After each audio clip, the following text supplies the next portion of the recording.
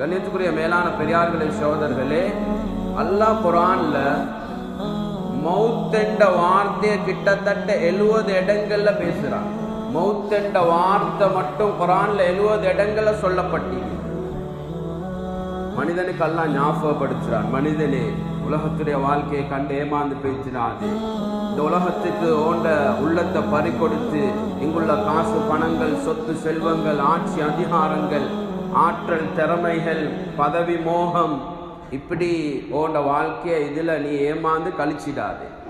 அதனால்தான் ஹாரூன் ரஷீதுடைய மகன் ஹாரூன் ரஷீத் எவ்வளோ பெரிய ஒரு மன்னர், டாம்பீகமான வாழ்க்கையை வாழலாம். தன்னுடைய மகனுக்கு 16 வயசு.